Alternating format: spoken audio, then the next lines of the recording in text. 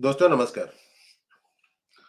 दोस्तों, आप लोगों को मालूम है और जिनको नहीं मालूम है उनको मैं बता देता हूँ कि मैंने भारतीय सीमा शुल्क में मुंबई में करीब 25 साल नौकरी की है और उस समय नौकरी जॉइन की थी जिसमें सिल्वर की, गोल्ड की, इलेक्ट्रॉनिक्स की, घड़ियों की, कपड़े की स्मगलिंग अपने टॉप पे थी। दाऊद दुबई में था, वहाँ से वो अपने एजेंट के थ्रू माल भेजता था। एयरपोर्ट पे रोज कुछ ना कुछ सीजर हुआ करते थे। लेकिन धीरे-धीरे जब 1991 में इकोनॉमी का इकोनॉमी खुली, तो उसके बाद में जो कन्वेंशनल स्मगलिंग है, वो थोड़ा कम हो गई और हमारे जो एजेंसीज़ हैं, उनके पास में गजेट भी अच्छे आ गए थे, जिनकी वजह से दूसरों की बातों को हम लोग अच्छी तरीके से इंटरसेप्ट कर सकते थे, सुन सकते थे, तो थोड़ा कम हो गई थी। और दूसरा ये है कि 1991 के बाद दाऊद का के ऊपर थोड़ा हीट ज़्यादा हो गई थी, तो वो वहाँ से दुबई से भाग करके पाकिस्तान आ गया था। पाकिस्तान से ज़्यादा काम नहीं कर पा रहा था। लेकिन फिर भी क्योंकि मैंने कस्टम में काम किया है, तो मुझे ये मालूम है कि स्मगलर लोग बिना ऑफिसर की कनाइवेंस के कभी भी कोई काम नहीं करते। कोई ना कोई उनको एश्योर करता है कि ठीक है, हमारे इलाके में आओगे और हम उसको आपको छोड़ देंगे। 2006 की मई या जून के महीने की बात है। नवा सेवा में एक कंटेनर नारकोटिक्स कंट्रोल ब्यूरो ने पकड़ा था। कोस्ट गार्ड के साथ में शायद वो ऑपरेशन हुआ था और उसमें कंटेनर के अंदर खोलने पर पहले ही एक बैग था जिसके अंदर 300 किलो कोकेन थी। मतलब ये हुआ कि वो कंटेनर जो है वो नवा शेवा पोर्ट पे उतरने के बाद सिफेस मोलून में आने वाला था। सिफस मोलून में आता तो यहाँ वालों को मालूम पड़ता कि हाँ भाई इसमें कोकेन है। वो लोग पहले उस कंटेनर को खोलने के टाइम में क्या होता है, जो हमारे ऑफिसर लोग जाते हैं एग्जामिनेशन करने के लिए, वो बोलते हैं भाई खोल के रखो, मैं आके उसको एग्जामिन कर देता हूँ। एग्जामिन कोई करता नहीं है, पैसे ले दे करके वो लोग ऐसे ही रिपोर्ट अपनी लिख देते हैं और इसी तरीके से अप्राइजर को, एग्जामिनर को पैसा मिलता है। तो वो केस हुआ था। उस केस की इंफॉर्मेशन है, बताया जाता है कि वो अमेरिका से आई थी। शायद एफबीआई ने या सीआईए ने पास ऑन किया था और सीधा डायरेक्टली एनसीबी के पास दिल्ली में हेडक्वार्टर में दी थी। उस समय कोई इनकम टैक्स की मिसेस त्यागी जोनल डायरेक्टर एनसीबी की मुंबई में थी और वो जानबूझ करके छुट्टी पे चली गई थी और उनका जो ऑफिसर था, कोई उसका नाम अजीत पटेल या कुछ नाम था, वो उसमें पूरा मिला हुआ था। तो एनसीबी के ऑफिसर्स लोगों का यही रहता है, वो लोग एक्चुअली नारकोटिक्स से केसेस होते हैं, बड़े टेक्निकल और टिकलिस होते हैं। इनको करने के लिए बहुत आपके अंदर गुदा चाहिए। अगर आपने स्मगलर के साथ में पंगा ले लिया तो आपका और आपका फैमिली का वो सत्यानाश करते जाते हैं। तो अक्सर लोगों को इन्फॉर्मेशन आती है, वो ले दे करके मामले को रफा-दफा कर देते हैं। तो इसी तरीके से कुछ केस हुए थे। अब सवाल ये उठता है कि ये जो नारकोटिक्स यहाँ पर आती है, उसका होता क्या है? नारकोटिक्स जब इंडिया में आती है, तो यहाँ से वो डिस्ट्रीब्यूट होती है और दबा के जो पैसा जनरेट्स होता है, वो एंटी नेशनल एक्टिविटीज़ में इस्तेमाल होता है। अब एंटी नेशनल एक्टिविटीज़ में कौन इस्तेमाल करता है, वो आप समझ सकते हैं। अभी आज की डेट में भारत में इलेक्शन होने वाले हैं, तो इस समय ऐसे स्मगलिंग की ज़्यादा संभावनाएँ हैं। ये सब मैं प्रिल्यूड इसलिए बता रहा हूँ, क्योंकि परसों 2 दिन पहले ऑफ पोरबंदर एक अरब धो को इंडियन नेवी ने एनसीबी ऑफिसर्स के और गुजरात एटीएस के ऑपरेशन के साथ पकड़ा है, जिसमें 3,300 किलो नारकोटिक्स बरामद हुई है। उस बरामदी में 5 क्रू भी पकड़े गए हैं, जो या तो पाकिस्तानी है और या तो ईरानियन है। लेकिन जो नारकोटिक्स बरामद हुई है, उसमें लिखा हुआ है प्रोड्यूस इन पाकिस्तान। ये मेरे ख्याल में अब तक का 3,300 केजी का ये जो है अब तक का सबसे बड़ा सीजर है।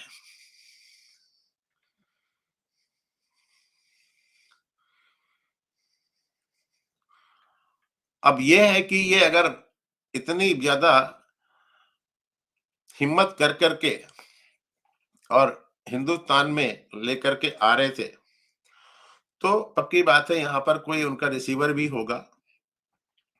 उसके बारे में देखते हैं आगे क्या करते हैं। लेकिन मैं ये बता दूं, जितने भी स्मगलर होते हैं वो पैसा कमा करके पॉलिटिशियंस को पैसा देते हैं। तो अगर इसका डीपली इन्वेस्टिगेशन करेंगे, जिसकी संभावना नहीं है, लेकिन अगर इसका डीपली इन्वेस्टिगेशन होगा तो ये पक्की बात है कि इसमें कोई ना कोई पॉलिटिशियन जरूर फंसा होगा। वो कौन सा पॉलिटिशियन हो सकता है, कौन नहीं हो सकता, इसका मैं अंदाजा नहीं लगा सकता। अब इसमें क्या हुआ था कि इंडियन नेवी के स्पोक्स पर्सन ने एक एक्स में ट्वीट किया था, जिसमें लिखा गया था, Indian navy in A coordinated operation with narcotics control bureau apprehended suspicious दो कैरिंग ऑलमोस्ट 3,300 केजी कट्टाबैंड। उसमें से 3,089 केजी चरस था, 158 केजी मिथाम्फेटामाइन था और 25 केजी मॉर्फिन था। बाद में ये लिख रहे हैं, the largest scissor of narcotics in quantity in recent times. आजकल के दिनों में ये सबसे ज्यादा बहुत बड़ा सीजर है, ये बोल रहे हैं।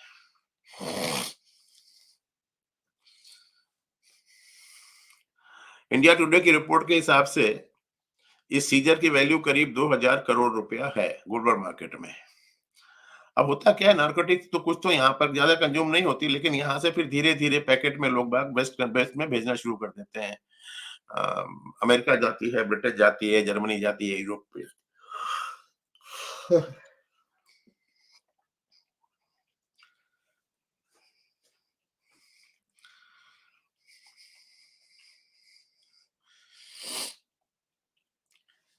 जो पकड़े गए हैं उनके पास में से कोई नेशनलिटी का डॉक्यूमेंट नहीं मिला है। होता क्या है कि जब आप किसी भी ट्रॉलर के ऊपर जाओ और उसमें स्मगलिंग का माल होता है, तो वो लोग क्या करते हैं, अपने डॉक्यूमेंट को पानी में फेंक देते हैं।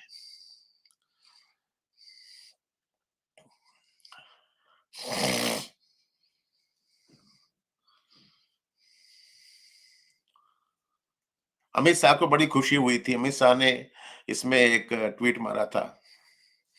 कितना ईमानदार आदमी है वो मैं जानता हूँ, लेकिन ठीक है, जब से ये होम मिनिस्टर बना है तब से तो पता नहीं कितना मुंद्रा में और गुजरात कोष में ड्रग आ चुका होगा, लेकिन उसके बारे में ज्यादा बात नहीं करने का है। बड़े आदमी है भाई, कुछ भी कर सकते हैं लोग। अब इसमें लिख रहा है, India has emerge as one of the world's top opulent market in terms of consumers according to business which cited the UN office of. अब ये हो क्या रहा है, मुझे ऐसा लगता है कि ये सारा का सारा कहानी जो है वो अफगानिस्तान से ईरान होकर के फिर इधर आ रही है। देखो किस तरीके से होता है। लेकिन I should congratulate Indian navy, NCB and Gujarat ATS के इन लोगों ने ये काम किया था।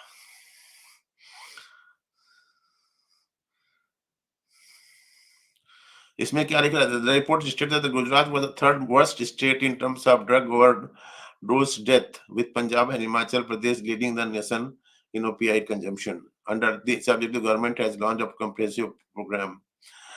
अच्छा, फरवरी 2024 में जो केरला कोस्ट पूना में भी एक कोई क्राइम ब्रांच ने दौंड तालुका में कुछ किया था, जहां पर 1800 किलो मेथोड्रॉन का सीजर हुआ था, जिसकी वैल्यू 3,700 करोड़ रुपया थी मार्केट में। इंडियन एक्सप्रेस बोल रहा था।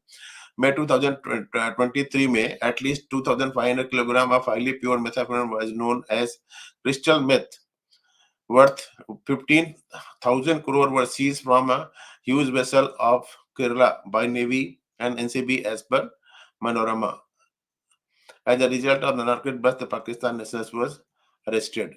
June 2023 में, according to Live Mint, NCB busted a drug trafficking network which was operational pan-India through the dark web with linkage to Poland, Netherlands, and the USA. The agency seized 15,000 blots of lysergic acid, dimethyl, LSD जिसे बोलते हैं, diethylamide. December 2023 में, in one of the biggest ever haul in Bengaluru, the Central Crime Branch (CCB) confiscated 2 kilograms of cocaine in 99 capsules. Inside the stomach, the cocaine was valued at 20 crore. ये बोल रहा है. The smuggler, who is a 40-year Nigerian, ये अच्छा. उसके बाद में February 2022 में Indian Navy and NCB in the high seas seized 529 kilograms of very high quality hashish, 234 kg of finest quality crystal methamphetamine, and some quantity of heroin also. September 2021 में the Directorate of Revenue Intelligence seized 2 containers carrying about 2,988.22 kilogram heroin at Mundra, April 2021.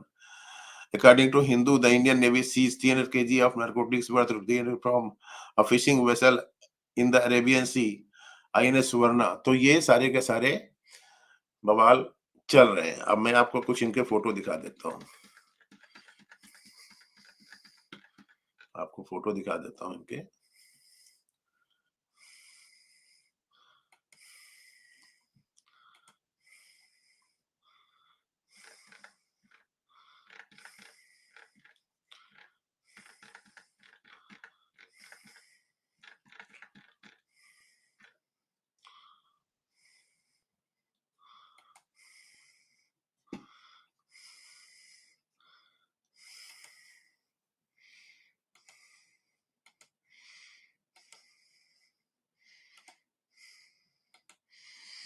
ये देखिए, Hindi TV 2 दिन पहले की बात है. फिर ये ट्रिब्यून में है.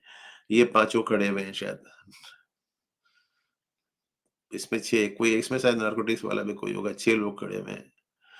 फिर ये सब का सब Indian navy CJ this and that. देखो पीछे जो है नेवी के ऑफिसर्स खड़े हैं यूनिफॉर्म में.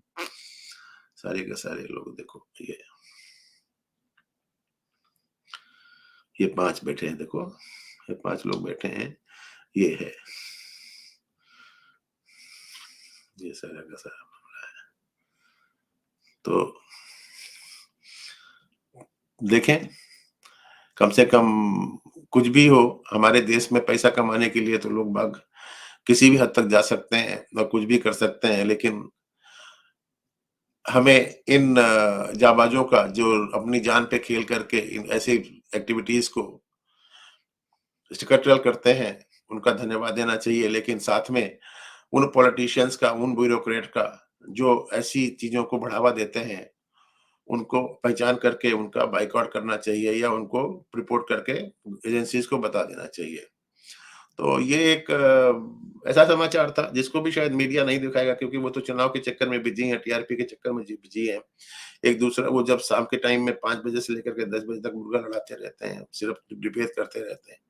इन चीजों को नहीं बताते हैं, क्योंकि इससे पता नहीं क्यों उनको कोई फर्क नहीं पड़ता है. लेकिन एक भारत का, जब आप क्या बोलते हैं, रिस्पॉन्सिबल नागरिक होने के नाते मेरी ड्यूटी बनती है कि मैं आपको ये सब चीजें बताऊं.